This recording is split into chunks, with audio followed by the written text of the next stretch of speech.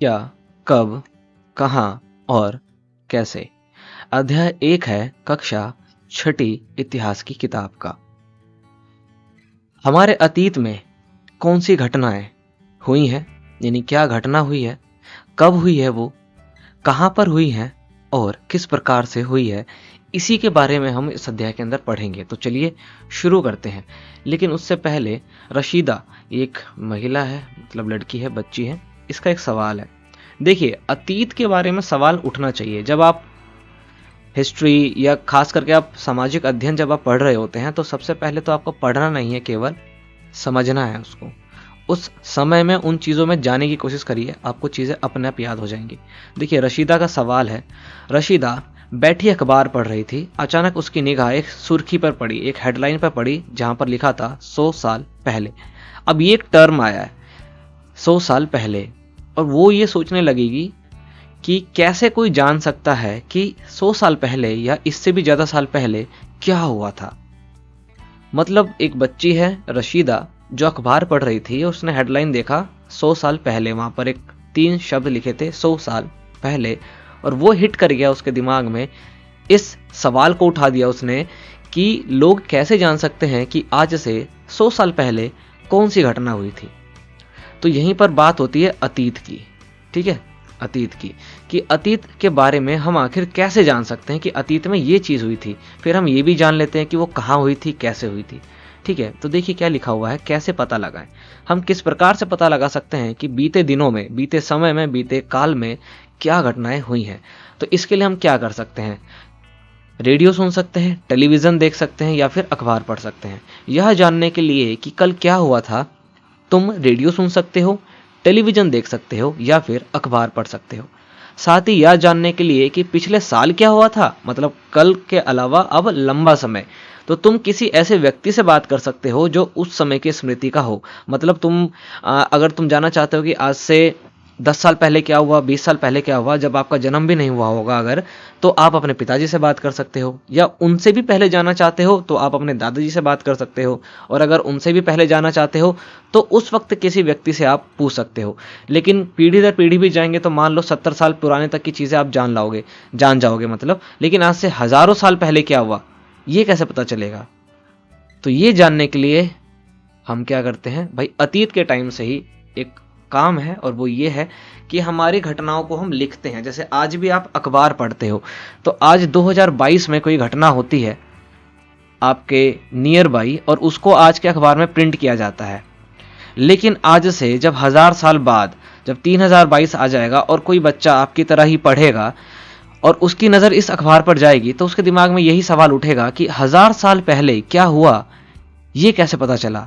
तो डेफिनेटली उस वक्त, यानी कि हम लोग इसको पढ़ रहे थे और हमने इसको संभाल के रखा इस खबर को, ताकि ये कैरी फॉरवर्ड हो जाए आगे के लिए, और आगे के लोग भी जो है इसको, मतलब जो हमारा इतिहास है उसको लिंक कर सके, कनेक्ट कर सके, और उसी प्रकार से वो जान सके कि ये जो घटनाएं हैं, ये जो चीज़ें हैं, ये इस समय से नहीं बल्कि बहुत ही आदि अनादिकाल से वो चलते आ रहे हैं, या जो भी उसका समय है। अतीत के बारे में हम क्या जान सकते हैं, अगला पॉइंट हमारा यही बन सकता है। हर चीज़ अतीत है। क्या हर बीता हुआ कल अतीत है? जी बिल्कुल, हर बीता हुआ कल अतीत है। क्या हर बीता हुआ कल याद रखने की ज़रूरत है? तो जी बिल्कुल नहीं। इतिहास में आखिर लिखा क्या जाता है?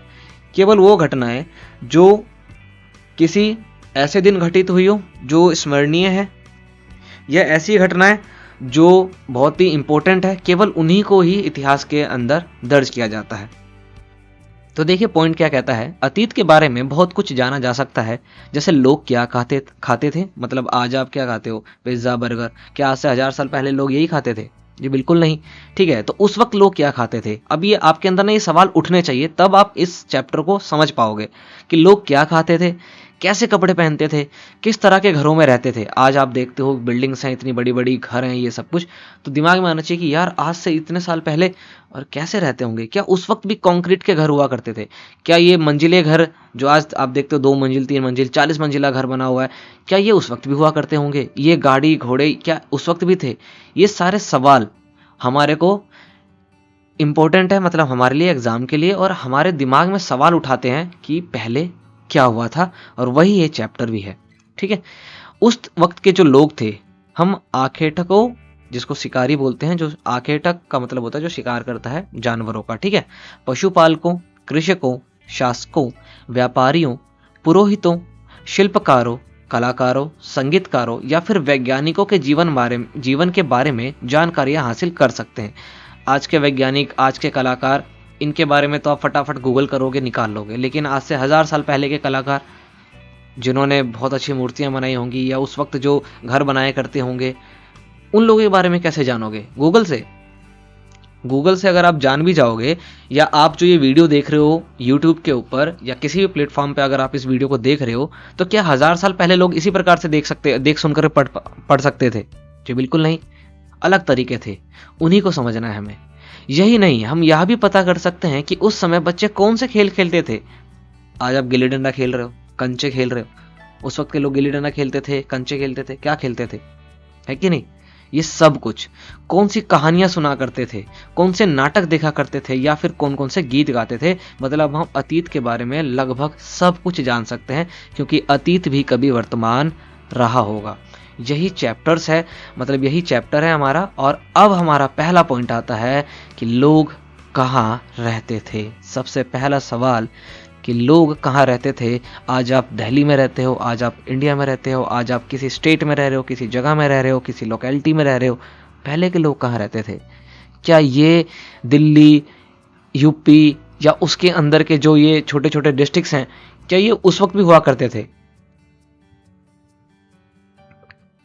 और अगर हाँ, तो उस वक्त उनका क्या नाम हुआ करता था, और क्या ये ऐसे ही दिखते थे? यही सवाल है। तो मानचित्र 1, अभी अगले पेज पर आपको एक मानचित्र मिलेगा जहां पे आपको कहा गया है कि नर्मदा नदी का पता लगाओ। नर्मदा नदी, अब यही देखो आपको हिट कर जाना चाहिए कि मानचित्र में, आपके भारत के मानचित्र में कई प्रकार की नदियां हैं, तो इसका नाम यहाँ पर क्यों लिखा गया है? तो डेफिनेटली लोग कहाँ रहते थे, इससे डेफिनेटली इसका जो है रिलेशन होगा कोई। तो देखिए, कई लाख वर्ष पहले से लोग इस नदी के तट पर रह रहे हैं। किस नदी के तट पर? नर्मदा नदी के तट पर। यानी कि लोग सबसे पहले कहाँ रह रहे थे? नर्मदा नदी की तट पर। यहाँ रहने वाले आरंभिक लोगों में से कुछ कुशल संग्राहक थे। कुशल मतलब होता है एकदम अपने काम में माहिर, संग्राहक मतलब जो चीजों को इकट्ठा करता है, जो आसपास के जंगलों की विशाल संपदा से परिचित थे। जैसे कि वहाँ पे पेड़ पौधे, वहाँ पे जानवर, उन सब से वो परिचित थे, जानते थे। अपने भोजन के लिए वे जड़ों, फलों तथा जंगल के अन्य उत्पादों का यहीं से संग्रह किया करते थे। वे जानवरों का आखेट यानी कि शिकार भी करते थे। आरंभिक मानव की इसके अंदर बात की जा रही है, जो सबसे पहले नर्मदा नदी के तट पर रहते थे, नर्मदा नदी के बैंक यानी कि साइड वाले एरिया में रहते थे, और ये अपने भोजन के लिए जड़, फल और आखेट यानी कि शिकार पर डिपेंड थे, है कि नहीं? अब हम मानचित्र की ओर चलते हैं, अगला पेज। तो आप यहां पर जान गए कि लोग सबसे पहले कहाँ रहते थे। देखिए, ये मानचित्र है, इसमें फटाफट से देख करके मुझे बताइए कि नर्मदा नदी जो है वो कहां पर है।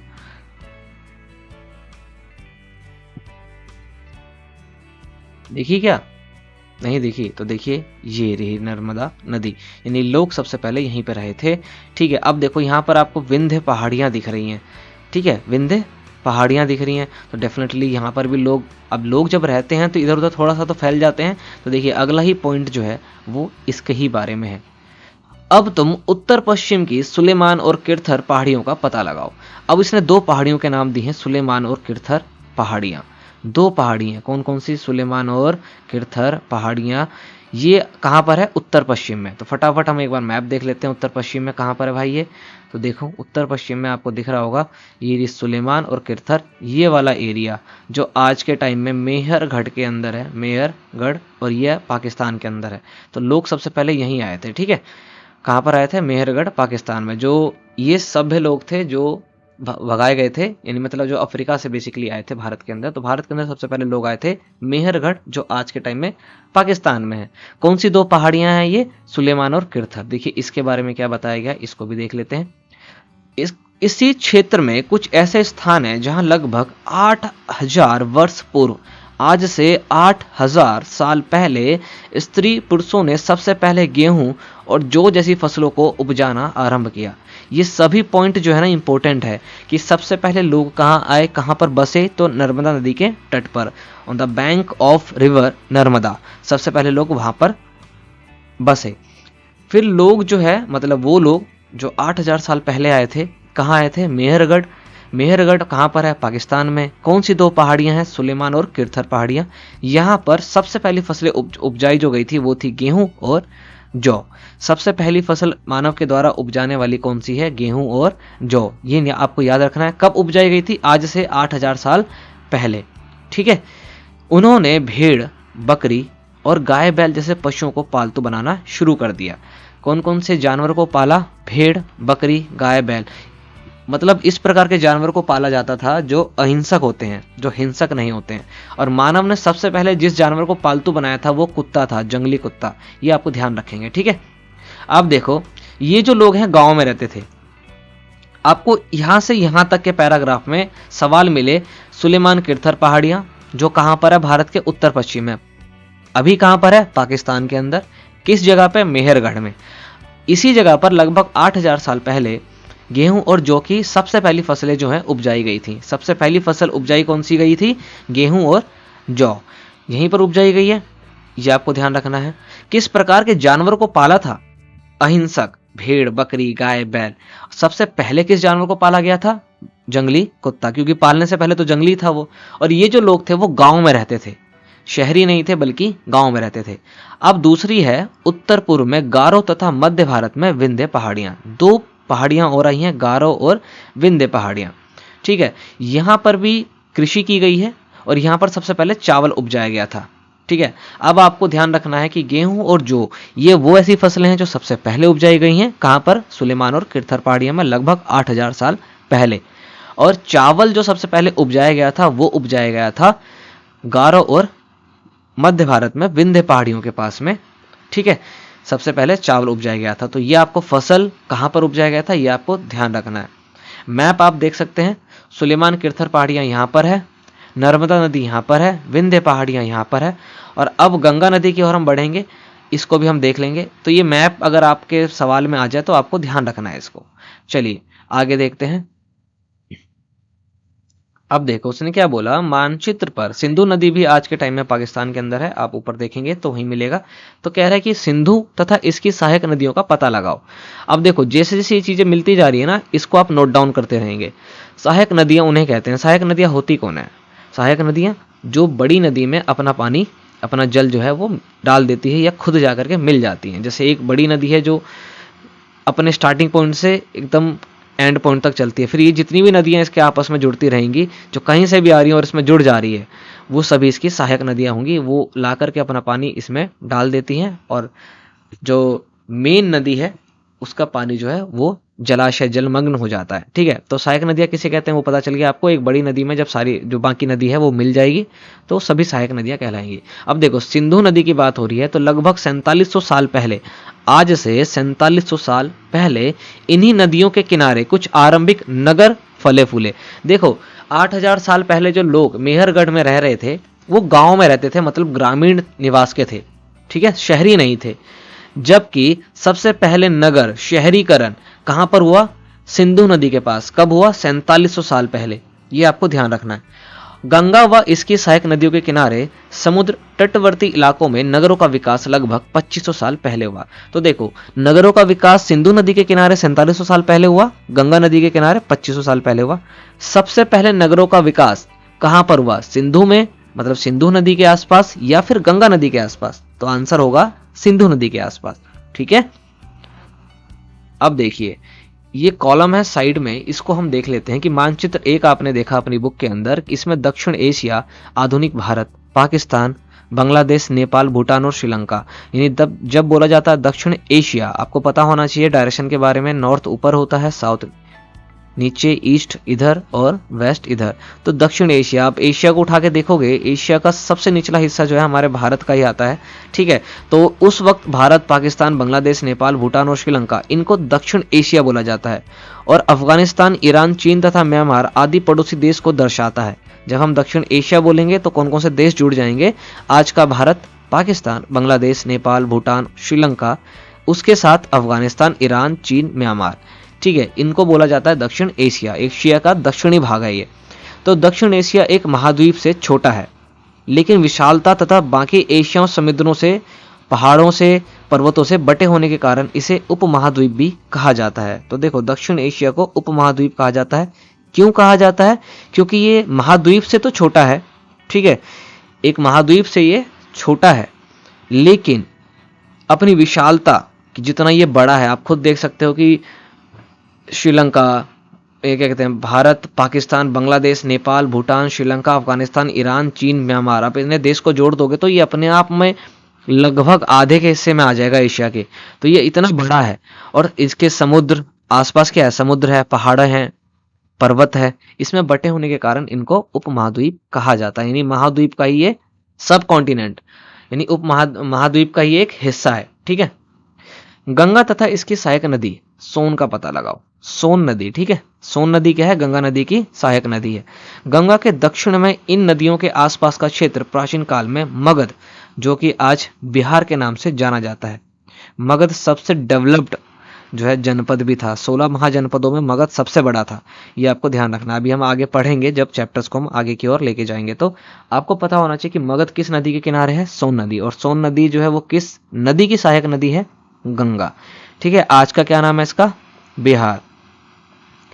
इसके शासक बहुत शक्तिशाली थे और उन्होंने एक विशाल राज्य स्थापित किया था। देश के अन्य हिस्सों में भी ऐसे राज्यों की स्थापना की गई थी। आगे देखते हैं कि आगे और क्या बताया गया है।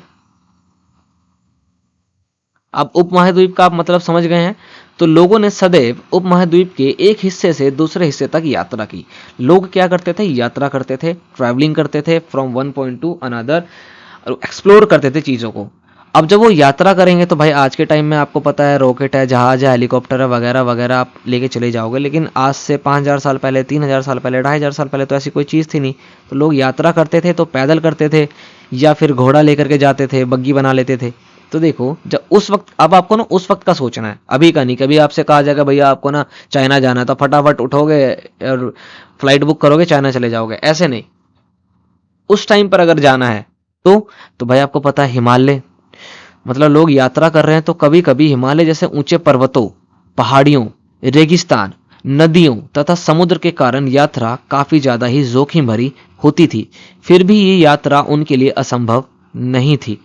अतः कभी लोग काम की तलाश में तो कभी प्राकृतिक आपदाओं के कारण एक स्थान से दूसरे स्थान जाया करते थे। मोस्ट इंपोर्टेंट चीज है कि अतीत में लोग एक जगह से दूसरी जगह जो जाते थे उसकी मुख्य वजह क्या थी? तो एक तो है उनको काम चाहिए था, ठीक है, तो जॉब की तलाश में, एम्प्लॉयमेंट की तलाश में वो जाते थे। दूसरा, जिस एरिया में मान लो रह रहे हैं वहां पर कोई प्राकृतिक आपदा आ गई, भूस्खलन हो गया, लैंडस्लाइड जिसको बोलते हैं, बाढ़ आ गई, सूखा पड़ गया, तो वो क्या करेंगे? एक जगह से दूसरी जगह चले जाएंगे। अब वो जब जाएंगे तो उनको थोड़ी पता कि भाई पहाड़ पड़ेगा, आगे पर्वत होगा, रेगिस्तान होगा, नदी होगी, क्या होगा नहीं होगा, जंगल हो सकता है, जानवर हो सकते हैं, कुछ भी हो सकता है। तो काफी असंभव यात्राएं हुआ करती थी उस वक्त। फिर भी लोग यात्रा किया करते थे क्योंकि मजबूरी नाम की भी एक चीज होती है। कभी कभी सेनाएं दूसरे क्षेत्र पर विजय हासिल करने के लिए भेजी जाती थी। इसके अतिरिक्त व्यापारी भी कभी काफिले का मतलब होता है जब व्यापारी चल रहा है उसके साथ में उसकी पूरी टोली जा रही है, ठीक है। तो व्यापारी कभी काफिले में तो कभी जहाजों में अपने साथ मूल्यवान वस्तुएं लेकर के एक स्थान से दूसरे स्थान जाते रहते थे। धार्मिक गुरु लोगों को शिक्षा सलाह देते हुए एक गांव से दूसरे गांव तथा एक कस्बे से दूसरे कस्बे जाया करते थे। मतलब कुछ लोग नए और रोचक स्थानों को खोजने की चाह में उत्सुकतावश की यात्रा भी किया करते थे। मतलब यहाँ तो मजबूरी आपको दिख रही है कि कोई काम के तलाश में जा रहा है, कोई प्राकृतिक आपदा की वजह से जा रहा है, तो भाई जो व्यापारी है उसको व्यापार करना है तो इसलिए वो जा रहा है। सेना दूसरी सेना से लड़ने के लिए या वहां पर अपना कब्जा करने के लिए जा रही है। जो धार्मिक गुरु हैं वो शिक्षा देने के लिए, सलाह देने के लिए एक जगह से दूसरी जगह जा रहे हैं। लेकिन कुछ ऐसे लोग भी थे जो केवल एक्सप्लोर करने के लिए, अपनी क्यूरियोसिटी को खत्म करने के लिए या जिज्ञासुवश एक जगह से दूसरी जगह जाया करते थे। इन सभी यात्राओं से लोगों को एक दूसरे के विचारों को जानने का अवसर प्राप्त हुआ, यानी कि मिला। और यही जो है यात्रा जब लोग करते हैं, एक जगह से दूसरी जगह जाते हैं, तो वो इसको लिख लिया करते थे कि भाई वो आप उनके लिए तो एक नया है। आज आप भी अगर आप अपने एरिया से, अपने स्टेट से या अपने देश से बाहर नहीं गए हो और अगर आप अचानक कोई ऐसी जगह जाओ तो आपके लिए वो सब कुछ कितना नया हो जाएगा, आप सब कुछ एक्सप्लोर करने लगोगे, है कि नहीं। सेम इनकी तरह है। आज लोग यात्राएं क्यों करते हैं, ये तो उस वक्त की यात्रा की बात थी कि उस वक्त लोग यात्रा क्यों करते थे। अभी है कि आज लोग यात्रा क्यों करते हैं। एक बार कहने कि आप फिर से मानचित्र एक को देखो। पहाड़ियां, पर्वत और समुद्र इस उपमहाद्वीप की प्राकृतिक सीमा का निर्माण करते हैं। हमारे उपमहाद्वीप को अगर आप चेक करोगे तो यहाँ भी पहाड़ है, इधर भी हिमालय का पहाड़ है, नीचे से पानी है भाई पूरा भरा हुआ। कह रहे ये इसकी सीमा का निर्माण कर रहे हैं, यहाँ से पूरी तरह से क्या है, ये सीमाबद्ध हुआ पड़ा है। उसके बावजूद हालांकि लोगों के लिए इन सीमाओं को पार करना आसान नहीं था। उन्होंने ऐसा चाहा वे ऐसा कर सके, वे पर्वतों की ऊंचाई को छू सके तथा गहरे समुद्र को पार कर सके। मतलब उस वक्त के टाइम में लोग जब एक जगह से दूसरी जगह जाते थे, चाहे उनकी जो भी वजह थी, तो कोई नेवी शिप ये सब कुछ तो था नहीं कि उस पर बैठेंगे तैर के चले जाएंगे। तो भाई इतना आसान तो नहीं था। वो भी अगर आपको कोई नई जगह लेके छोड़ दिया जाए ले जा करके और आपको कुछ नहीं पता उस जगह के बारे में, तो आपके लिए सोना भी दूभर हो जाएगा। आप सो भी नहीं पाओगे उस रात में, आपको कुछ पता ही नहीं कि वहाँ पे जानवर होंगे या क्या होगा, नहीं होगा, पानी कैसा होगा, वगैरह वगैरह। तो कह रहे हैं कि लोग उस वक्त ये सब कुछ इतनी समस्या होने के बावजूद कि कहीं पहाड़ है, पर्वत है, समुद्र है, वगैरह वगैरह है, उसके बावजूद वो ऐसा कर पाए। जिज्ञासा, अपने अंदर आत्मविश्वास इतना ज्यादा था उनके अंदर कि वो ये सब काम कर पाए। वो पर्वतों को भी पार कर पाए, ऊंचाई को भी छू पाए, समुद्र के गहरे गहरे समुद्र को भी पार कर पाए। तो इससे आपको भी सीख मिलती है कि आपके अंदर भी कुछ इस प्रकार की चीजें होनी चाहिए। अपने आप को इतना सक्षम बनाओ कि ये पर्वत की ऊंचाइयां, ये समुद्र की गहराइयां आपको नाप ना सके, रोक ना सके। ठीक है। उपमहाद्वीप के बाहर से भी कुछ लोग यहाँ आए और यहीं बस गए। लोगों के इस आवागमन ने हमारी सांस्कृतिक परंपराओं को समृद्ध किया।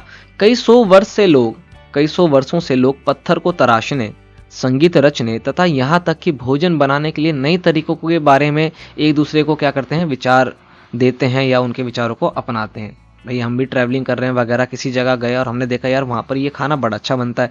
हमने उनसे पूछा जी कैसा बनाया आपने, वो बताया अरे एक बड़ा आसान है, ये डालिए, इतनी देर पकाइए और ये तैयार। तो हम आकर के ट्राई करने लग जाते हैं उसको। तो क्या हुआ, ये हम नहीं, अगर हम जाते ही नहीं, उसके बारे में जानते ही नहीं, तो हमें पता ही नहीं होता, है कि नहीं। तो यात्रा अगर हम करते हैं तो यात्रा में सबसे बड़ी चीज होती है कि हम अपने विचारों का क्या करते हैं, आदान प्रदान करते हैं, है ना। तो हम अपनी चीजें बताते हैं, हमारी संस्कृतियां, हमारे रीति रिवाज, फिर सामने से भी हम उनके बारे में जानते हैं। और यही चीजें क्या करती है, हमारे को कोऑर्डिनेट करने में मदद करती है। और ये धीरे धीरे धीरे धीरे धीरे धीरे कई लाख साल जब हम आगे निकल जाएंगे इससे, या कई हजार साल हम ऑलरेडी इससे आगे आ चुके हैं, तो ये हमारे लिए अतीत हो गया है। तो ये जो आज आप भारत देखते हैं, ये जो आज आप विश्व देख रहे हैं, जिस लेवल पर देख रहे हैं या जैसे भी आप अपने आप को देख रहे हैं, अपने घर परिवार को, इसको ऐसा बनाने में अतीत में बहुत मेहनत की गई है। ठीक है। अब हम जानते हैं कि हमारे देश का नाम भारत ये कैसे पड़ा। उससे पहले क्या आप मुझे बता सकते हो कि आपके देश के कुल कितने नाम हैं?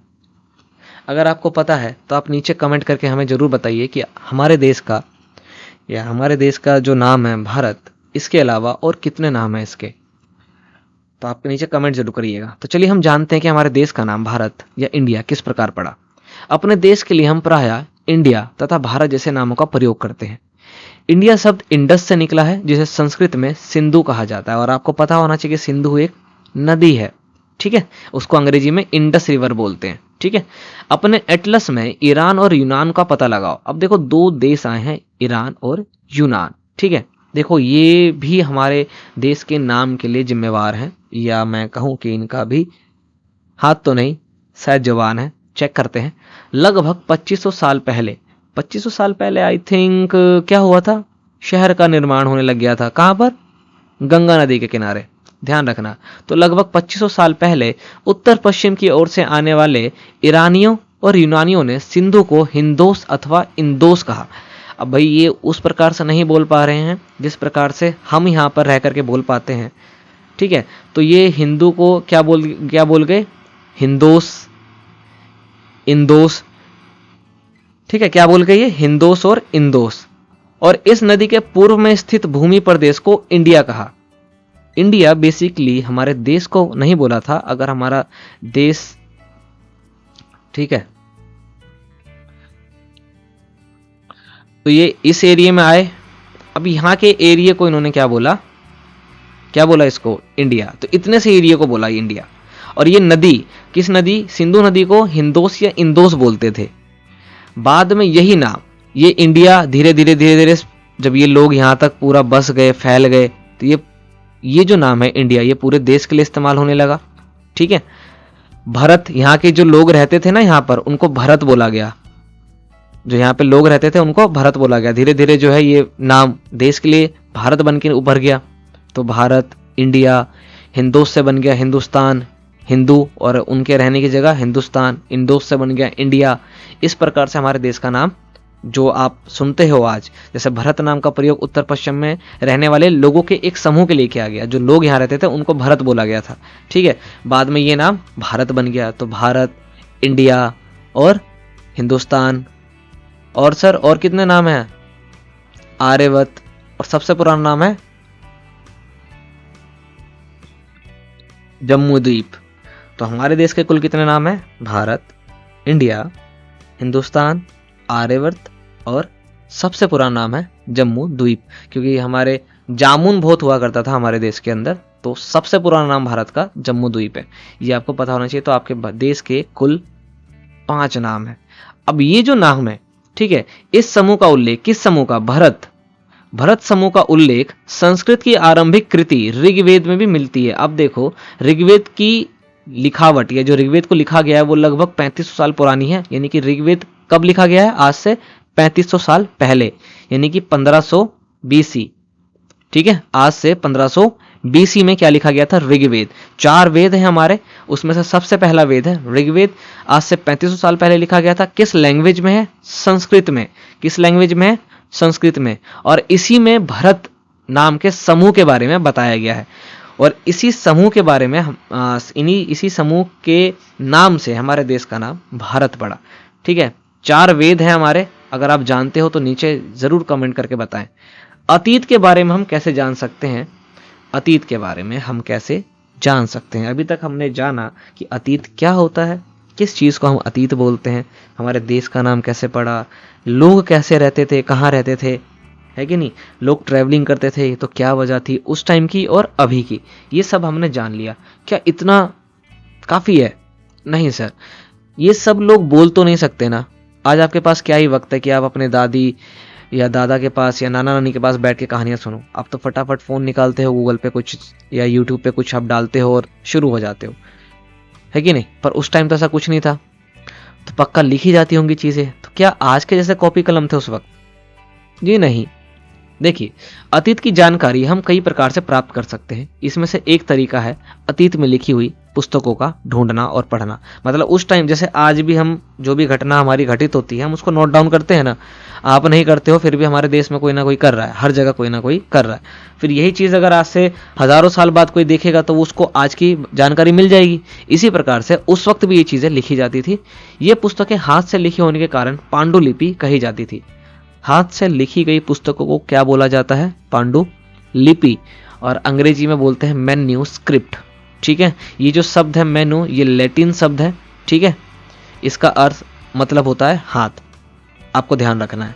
ये पांडुलिपियां प्रायः ताड़पत्रों अथवा हिमालय क्षेत्र में उगने वाले भुर्ज नामक पेड़ की छाल से विशेष तरीके से तैयार भोजपत्र पर मिलती है। कहाँ लिखी जाती है? सबसे पहले तो हस्तलिखित चीज़ों को क्या बोला जाता है? पांडुलिपि, अंग्रेजी में मैन्यूस्क्रिप्ट, ठीक है। मैन्यू शब्द जो है ये लैटिन शब्द है, इसका मतलब होता है हाथ।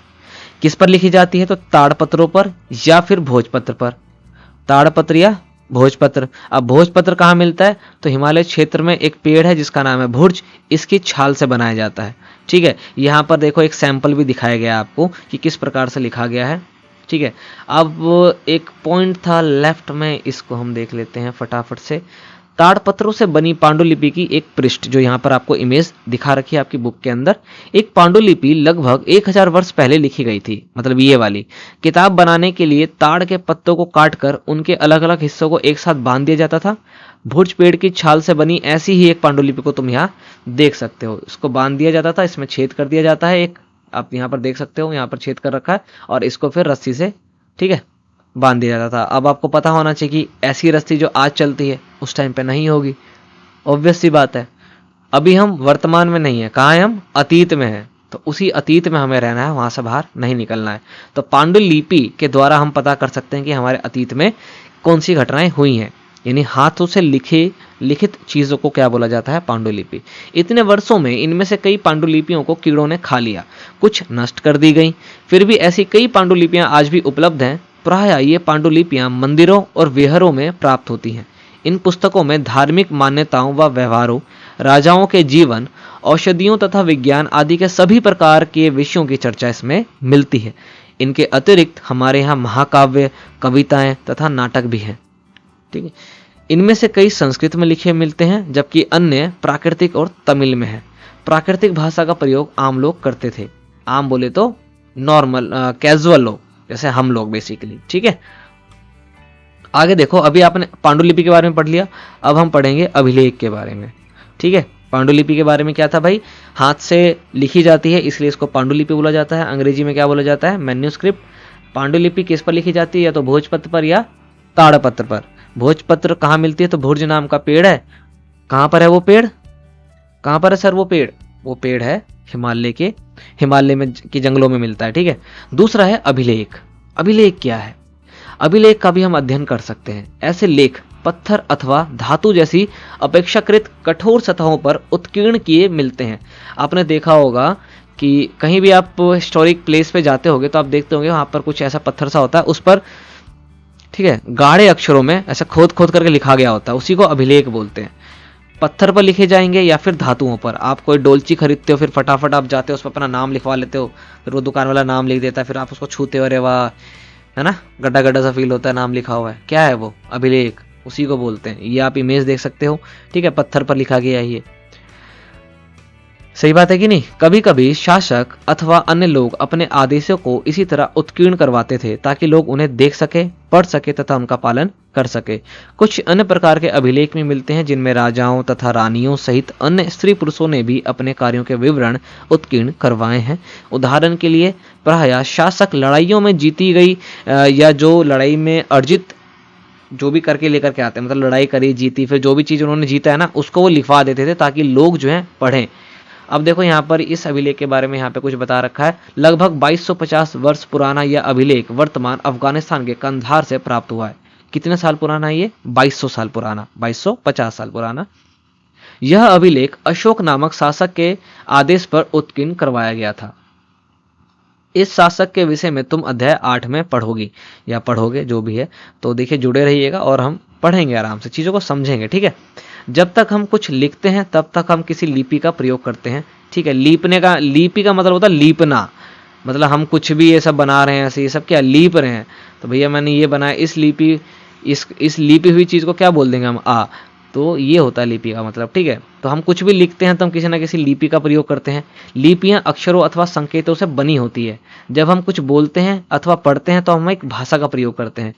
यह अभिलेख इस क्षेत्र में प्रयुक्त होने वाली यूनानी तथा अरामाइक नामक दो भिन्न लिपियों तथा भाषाओं में लिखी गई है। यानी कि अफगानिस्तान के अंदर, यानी कंधार में जो अशोक ने अभिलेख लिखवाए हैं, उसकी जो लैंग्वेज है, मतलब उसकी जो लिपियां हैं, वो क्या है, यूनानी और अरामेइक। ये आपको ध्यान रखना है। ठीक है, ये छोटी छोटी चीजें आपसे पूछी जाएंगी अगर आप सीटेट की तैयारी कर रहे हैं तो। आपको वो नहीं पढ़ना कि आप 6ठी क्लास में हो, आप जान रहे हो। ठीक है, और अगर आप 6th क्लास में हो तो आप इजीली पढ़िए, कोई प्रॉब्लम नहीं है। इसके अतिरिक्त मतलब हमने देखा कि पांडुलिपि से हम जान सकते हैं कि हमारे अतीत में क्या हुआ, पास्ट में क्या हुआ। पांडुलिपि यानी मैन्युस्क्रिप्ट से पता कर लेंगे, अभिलेख से पता कर लेंगे, यानी कि इंस्क्रिप्शन से पता कर लेंगे। क्या बस यही 2 तरीके हैं? तो जी बिल्कुल नहीं, बहुत तरीके हैं। जैसे पुरानी इमारतों में जाकर के आप पता कर सकते हो, मूर्तियां पुरानी, उस टाइम के सिक्के, उस टाइम के बर्तन, उस टाइम के आभूषण, है कि नहीं। उस टाइम के चित्र, उस टाइम के साहित्यिक स्रोत, उस टाइम के तुम्हें लोग वो तो शायद नहीं मिलेंगे, तो इनसे आप पता कर सकते हो आराम से। इसके अतिरिक्त अन्य कई वस्तुएं अतीत के बारे में बता सकती हैं हमारे को, जो उस वक्त प्रयोग की गई हों, ठीक है। और अतीत का अध्ययन करने वाले को पुरातत्वविद कहते हैं, ठीक है, ये ध्यान रखना है। पुरातत्वविद पत्थर और ईंट से बनी इमारतों के अवशेषों, जो अवशेष का मतलब होता है जो बची हुई चीजें हैं, ठीक है, चित्रों तथा मूर्तियों का अध्ययन करते हैं और वो उनसे पता लगाते हैं कि ये कितनी पुरानी है, ठीक है। वे औजारों, हथियारों, बर्तनों, आभूषणों, इन तरह की चीज़ों का जो है तथा सिक्कों से प्राप्त, इनको छानबीन करेंगे, खुदाई भी करते हैं जा करके। कहीं पता लगा कि भाई ये जो है आर्कोलॉजिस्ट साइट है, तो वो जाकर वहाँ खुदाई करेंगे, फिर वो वहाँ का एग्जामिन करना शुरू करते हैं, फिर बताते हैं कि कितना टाइम पीरियड पुराना है। तो इस सब में थोड़ा सा टाइम लगता है। अब देखो यहाँ पर कुछ इमेज दी गई है, मटके वटके आप देख रहे हैं, तो देखिए उस टाइम के हैं ये। बाईं ओर एक प्राचीन नगर से प्राप्त एक पात्र मिला है आपको, ठीक है। इस तरह के पात्रों का प्रयोग आज से 4700 साल पहले होता था। वेट, आपसे एक सवाल है, आज से 4700 साल पहले, ठीक है, आज से 4700 साल पहले, तो बोले 2000 अगर आप माइनस कर दोगे तो 2700 BC, ईसा पूर्व। केवल इसी तरह के पात्रों की बात हुई है इस अध्याय में। आज से 4700 साल पहले इस अध्याय में एक चीज और बताई गई थी। कमेंट करके बताइए फटाफट से, अगर आप सुन रहे हैं तो आप जरूर बता पाएंगे। दाएं ओर एक पुराना चांदी का सिक्का दिखाया गया है, देख सकते हैं आप, ठीक है। इस तरह के सिक्कों का प्रयोग लगभग 2500 वर्ष पहले हुआ था। अगेन दो डेट मिली है आपको यहाँ पर, 4700 साल पहले, 2500 साल पहले। 4700 साल पहले कुछ इस प्रकार के पात्र बनाए गए थे, ठीक है। कुछ इस प्रकार के सिक्के हैं जो दिखाए गए हैं आपको, आज से 2500 साल पहले यूज किए जाते थे। मेरा सवाल आपसे यह है कि आज से 4700 साल पहले या 2500 साल पहले कुछ और भी हुआ था जो अभी हमने इसी अध्याय में ऊपर पढ़ा है। आप नीचे कमेंट करके बताइए कि वो क्या हुआ था, ठीक है। तो आर्कियोलॉजिस्ट के ऊपर थे हम, वो चीज़ों को ढूंढते हैं, उन साइटों को ढूंढेंगे, उस जगह से प्राप्त चीज़ों की छानबीन करेंगे और हमें बताएंगे कि वो कितनी पुरानी है, कब की है, किस टाइम पीरियड की है, ठीक है। इनमें से कुछ वस्तुएं पत्थर, पकी मिट्टी तथा कुछ धातु से बनी हो सकती हैं। ऐसे तत्व कठोर तथा जल्दी नष्ट ना होने वाले हों। तो देखो भैया, आज से 5000 साल पहले की जो चीज़ें हैं वो एज इट इज़ तो डेफिनेटली नहीं होगी, कुछ ना कुछ तो तोड़फोड़ हुई होगी। तो कुछ भी अगर उनको मिलता है तो वो उनसे पता लगाने की कोशिश करते हैं, तो थोड़ा लंबा जो है उसमें टाइम पीरियड लगता है। पुरातत्वविद जानवरों, चिड़ियों तथा मछलियों की हड्डियां भी ढूंढते हैं। इससे उन्हें यह जानने में भी मदद मिलती है कि अतीत में लोग क्या खाते थे। वनस्पतियों के अवशेष बहुत मुश्किल से बच पाते हैं, क्योंकि भाई ये डिकम्पोज हो जाते हैं जमीन के अंदर, ठीक है। यदि अन्न के दाने अथवा लकड़ी के टुकड़े जल जाते हैं तो वे जले हुए रूप में बचे रहते हैं और ये उन्हीं को क्या करते हैं, एग्जामिन करना शुरू कर देते हैं। भाई कुछ भी मिला आप एग्जामिन करना उसको शुरू कर सकते हो। पांडुलिपियों, अभिलेखों तथा पुरातत्व से जानकारियों के लिए, जो पांडुलिपि से मिली जानकारी, अभिलेख से मिली है, या पुरातत्व जो चीजें हैं यानी पुरानी जो चीजें हैं, चाहे वो सिक्के हों, बर्तन हो, इमारतें हो, मूर्ति हो, कुछ भी हो, उससे जो जानकारियां मिली, इसको इतिहासकार प्रायः स्रोत शब्द का प्रयोग करते हैं, ठीक है। सोर्सेस मतलब कि हाँ ये इस स्रोत से हमें पता चला, सिक्के का एक स्रोत मिला है, इसका स्रोत मिला है, ठीक है। इतिहासकार उन्हें कहते हैं जो अतीत का अध्ययन करते हैं। इतिहासकार किसे बोलते हैं, जो अतीत का अध्ययन करते हैं, डेफिनेटली, है ना। स्रोत से प्राप्त होते ही अतीत के बारे में पढ़ना बहुत रोचक हो जाता है, क्योंकि इन स्रोतों की सहायता से हम धीरे धीरे अतीत का पुनर्निर्माण करने लग जाते हैं। पुनर्निर्माण एक वर्ड आया है, पुनः निर्माण, दोबारा से बनाना, रिकंस्ट्रक्शन। आप कभी भी एसएसटी वगैरह अगर पढ़ते हो खास करके, तो आप उस समय में जाने की कोशिश करो जिस समय की उसमें बात हो रही है, और थोड़ा सा दिमाग में प्रेशर डालो, ठीक है। दिमाग में थोड़ा सा प्रेशर डालो और उन चीज़ को रिक्रिएट करो। जो भी इंफॉर्मेशन आप पढ़ रहे हो फिर उसको रिक्रिएट करना शुरू करो कि अच्छा उस वक्त ऐसे ऐसे ऐसे ऐसे, बस ऐसे ही करना है आपको और समझ में आ जाएगा आपको अपने आप। अतः इतिहासकार तथा पुरातत्व उन जासूसों की तरह हैं जो सभी स्रोतों का प्रयोग सुराग के रूप में करते हैं और अतीत का जानने का प्रयास, अतीत के बारे में जानने का प्रयास जो है ये लोग करते हैं, ठीक है। ये आपको ध्यान रखना है। अब एक पॉइंट आया यहाँ पर, अतीत एक या अनेक। अतीत मतलब बीता हुआ समय, एक ही होता है कि एक से ज्यादा होता है, क्या तुमने इस पुस्तक के शीर्षक हमारे अतीत पर ध्यान दिया? देखो हम चैप्टर के मतलब किताब के पेज नंबर 6 पर है और अब ये पेज नंबर 1 के हेडिंग की बात कर रहा है। इसलिए मैं कहता हूँ कि चीज़ों को कनेक्टेड रखो, पढ़ते रहो साथ में और उस चीज़ को कंस्ट्रक्ट करते रहो, क्योंकि कभी भी पूछा जा सकता है और पूछा जाए उससे पहले जवाब देने के लिए तैयार रहो। देखो क्या कह रहा है, क्या तुमने इस पुस्तक के शीर्षक हमारे अतीत का ध्यान दिया है? चैप्टर से भी आगे निकल गया भाई, आपकी किताब के गत्ते पे लिखा हुआ है, किताब का नाम ही है हमारे अतीत भाग 1। यहाँ अतीत शब्द का प्रयोग बहुवचन के रूप में किया गया है। अतीत एक या अनेक? सर अनेक, एक होता तो एक वचन होता ना, बहुवचन।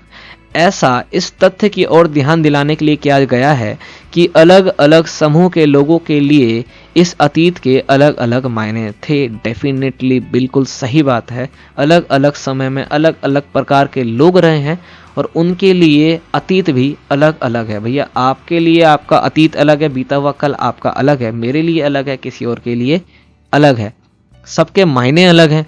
ठीक है, इसलिए अतीत का जो इस्तेमाल है वो बहुवचन के रूप में किया गया है, मतलब अतीत एक नहीं बल्कि अनेक है।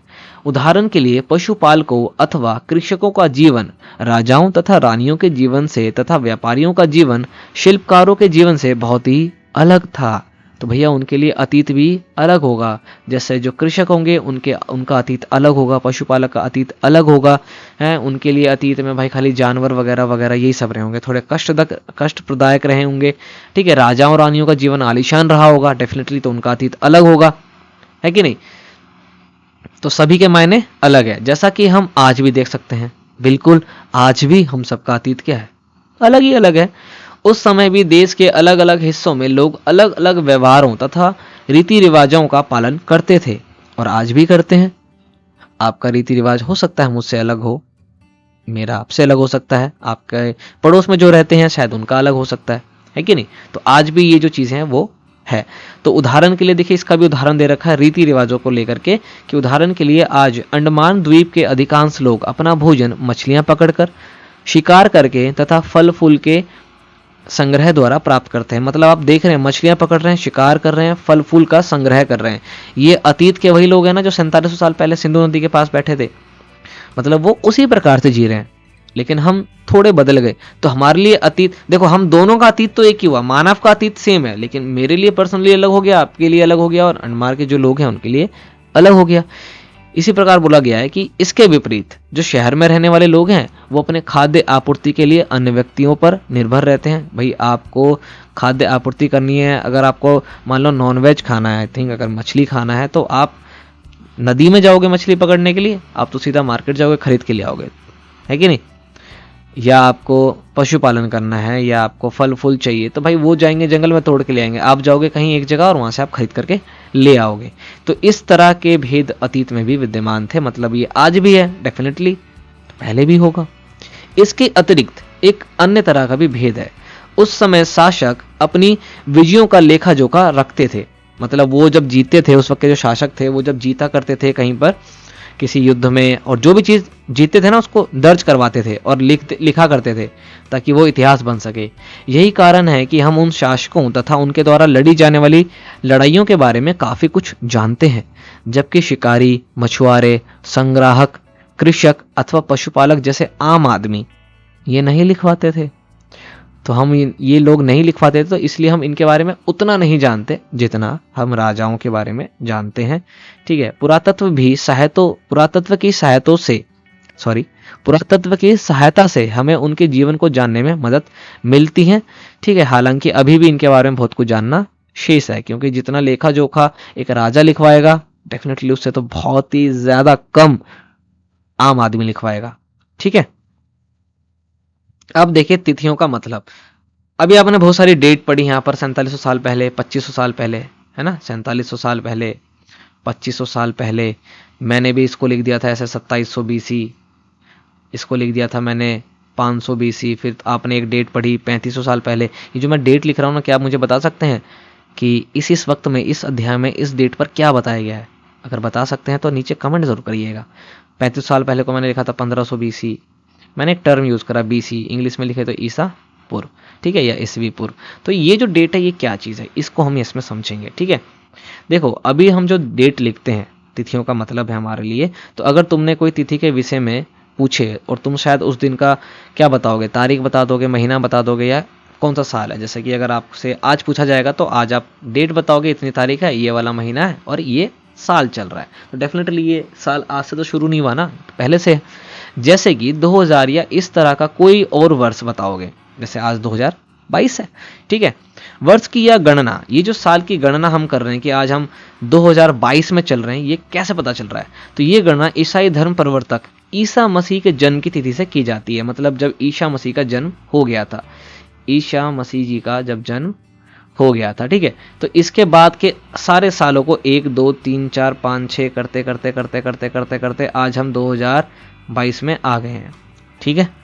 2022 में हम आ गए हैं, इसको बोलते हैं एडी, एना डोमिनी, ठीक है, ठीक है सर, और बोलते हैं ईसवी, मतलब आज हम 2022 ईस्वी में चल रहे हैं।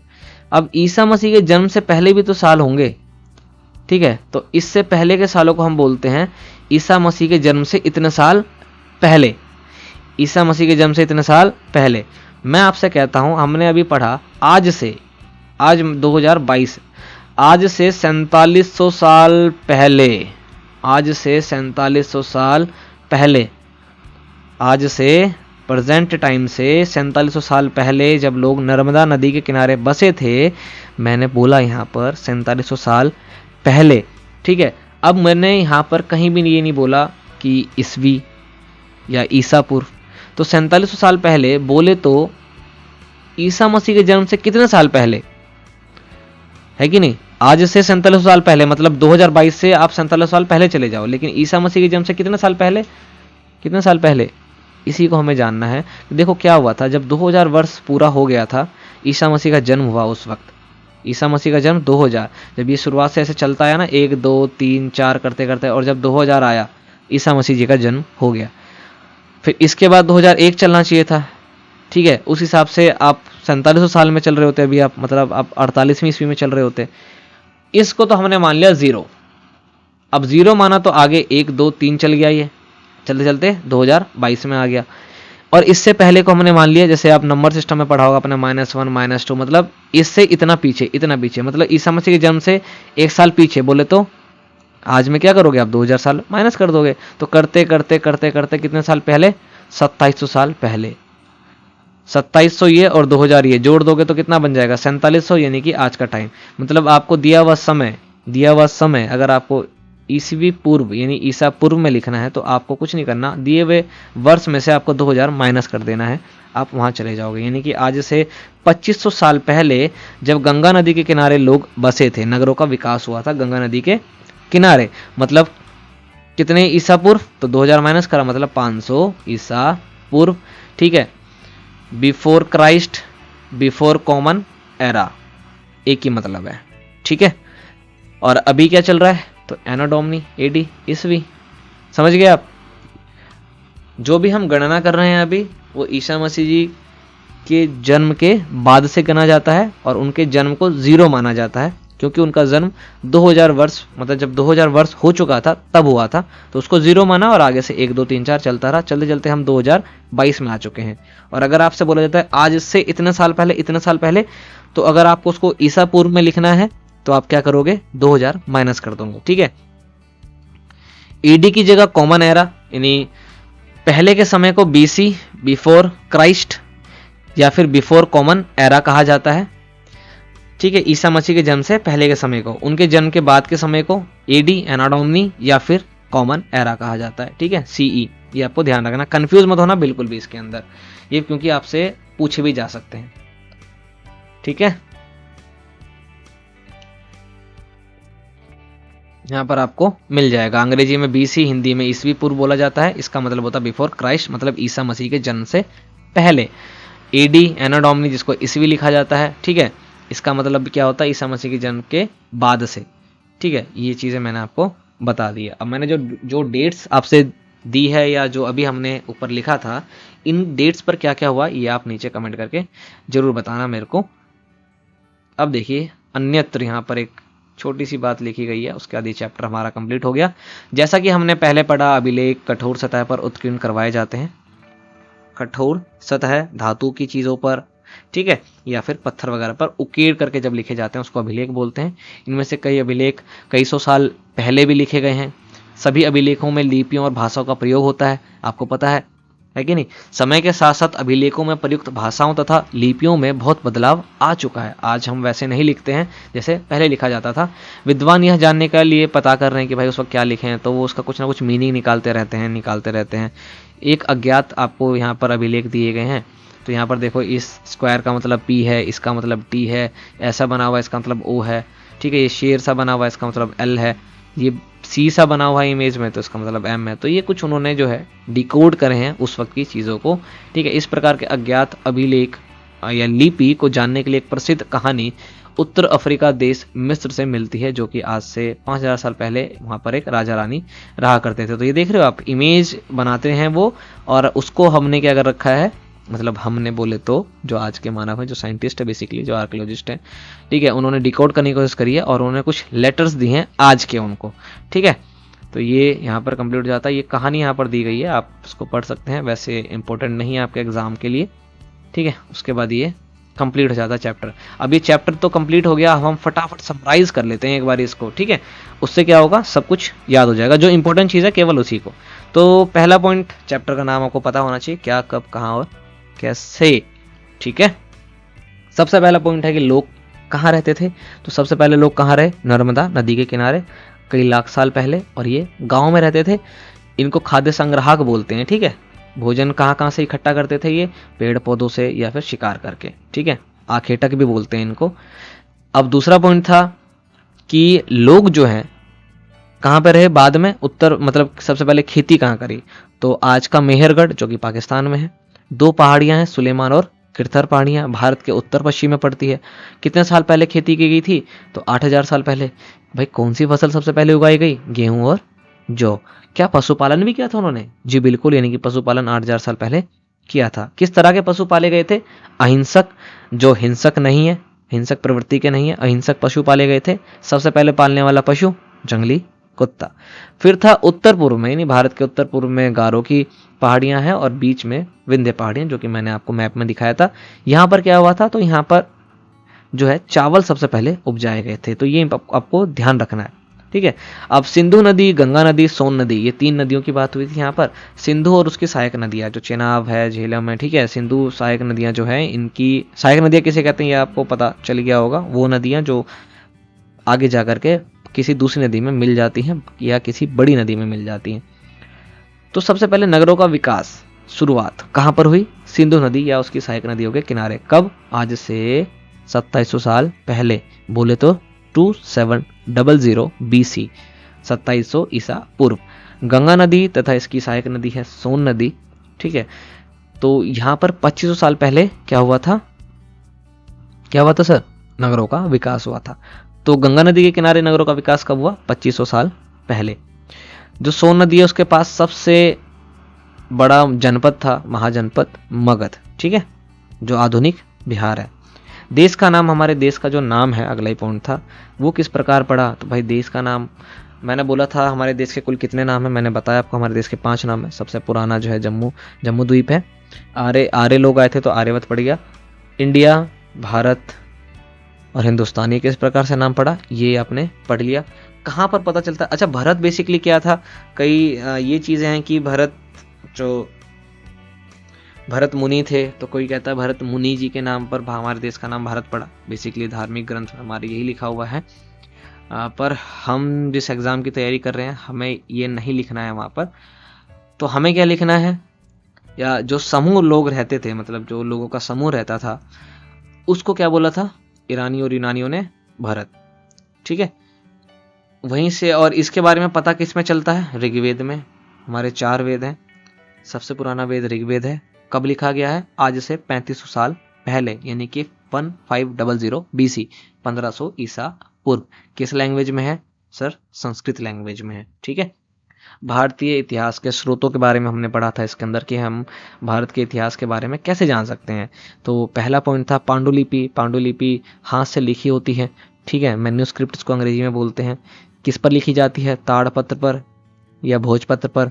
भोजपत्र किससे बनता है? तो भोज नाम की पेड़ की छाल से बनता है। कहाँ मिलता है ये? तो हिमालय में मिलता है। ठीक है, दूसरा पॉइंट था अभिलेख। ठीक है, अभिलेख के बारे में हमने जाना। अभिलेख कहाँ लिखाए जाते हैं भाई? सोना चांदी, किसी धातु वाली चीज़ों पे, सोना चांदी हो, लोहा हो, तांबा हो, खाने की प्लेट पे आज भी लिखवाते हैं लोग, है कि नहीं? पत्थरों पर, मंदिरों पर, इन पर लिखवाए जाते हैं उकड़े हुए, ऐसे छेनी हथौड़े से ना बना बना के लिखा जाता है उसको। ठीक है, तो जो अभिलेख का अध्ययन करते हैं उसको एपिग्राफी बोलते हैं, इसका ध्यान रखना। ठीक है, एपिग्राफी, जो अभिलेख का अध्ययन करेंगे, जो उस अभिलेखों को पढ़ेंगे, ठीक है, इंस्क्रिप्शंस को जो पढ़ेंगे उनको क्या बोला जाएगा? एपिग्राफी या अभिलेख शास्त्र। और भी कोई तरीके हैं क्या अतीत के बारे में जानना, या केवल यही दो है, पांडुलिपि और अभिलेख? जी और भी हैं, जैसे कि उस वक्त की पुरानी इमारतें हो, स्टैचू हो यानी मूर्तियाँ, सिक्के, बर्तन, आभूषण, चित्र हो, उस वक्त के साहित्यिक स्रोत हो, उनसे भी हम पता कर सकते हैं। तिथियों को लिखने की पद्धति मैंने बताई आपको किस प्रकार से, बीसी या बीसीई, एडी या सीई का क्या मतलब होता है, ये आपसे पेपर में पूछा जा सकता है, तो आप बता दीजिएगा जरूर। अब मुझे नहीं लगता कि आप नहीं बता पाएंगे। तो जो भी इंपॉर्टेंट चीज़ें थी वो यहाँ पर कंप्लीट हो गई। हमारा अध्याय नंबर 1 जिसका नाम है क्या, कब, कहाँ और कैसे, ये हमारा यहाँ पर कंप्लीट हो गया है। आशा है आपको पसंद आया होगा, समझ आया होगा, और अगर आया है तो आपको पता है आपको क्या करना है। लाइक शेयर करिएगा, कमेंट में आप पूछ सकते हैं अगर आपको कुछ भी पूछना हो। आप study blog education Telegram channel को ज्वाइन कर सकते हैं, वहाँ पर भी कई सारे नोट्स वगैरह जो है प्रोवाइड किए जाते हैं। बाकी हम आपसे मिलेंगे नेक्स्ट वीडियो में, तब तक के लिए जय हिंद।